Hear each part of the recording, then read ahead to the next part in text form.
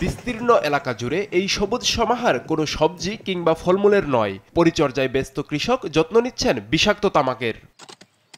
সবজি সহ অন্য ফসলের ন্যায্য মূল্য না পেয়ে মেহেরপুরের কৃষকরা এভাবেই ঝুঁকে পড়ছেন তামাক চাষে।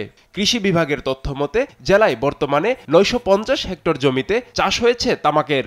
যদিও তামাক বিরোধী সংগঠনগুলো বলছে এ সংখ্যা এর চেয়েও কয়েক গুণ বেশি। তামাক কোম্পানিগুলো নগদ অর্থ প্রণোদনা দিয়ে কৃষকদের প্রলুব্ধ করছেন। এই জেলাকে যদি সুন্দর রাখতে হয়, পরিবেশ যদি সুন্দর রাখতে হয়, তাহলে তামাক চাষ তুলে দেওয়ার কোনো বিকল্প নেই। চাষিরা বলছেন গেল 2 বছর সবজি, ধান, পাট সহ অন্য ফসলের দাম পাওয়া যায়নি, তাই লাভজনক হওয়ায় মাটি ও পরিবেশের ক্ষতি জেনেও তামাক চাষ করছেন তারা।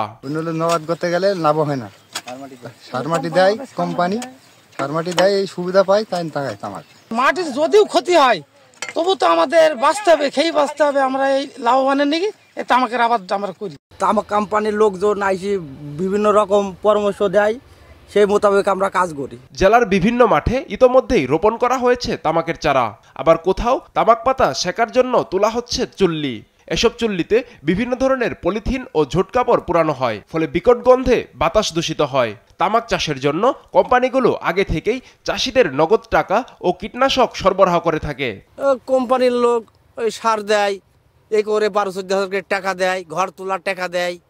এই সমস্তগুলো আমার মাধ্যমে আমরা এইসব কাজগুলো করি। কোম্পানি ওই কিছু চাষ খরচ দেয়, কিছু সার দেয়, কিছু তোমার ওই যে এখন ঘর তোলা কিছু টাকা দেয়, এইভাবে একটু দেয়। জেলা জুড়ে তামাক চাষের দৌরাত্ম্য বাড়লেও নিশ্চুপ স্থানীয় কৃষি বিভাগ। নিজেদের কর্মকাণ্ড নিয়ে কথা বলতেও রাজি হননি কৃষি বিভাগের এই কর্মকর্তা।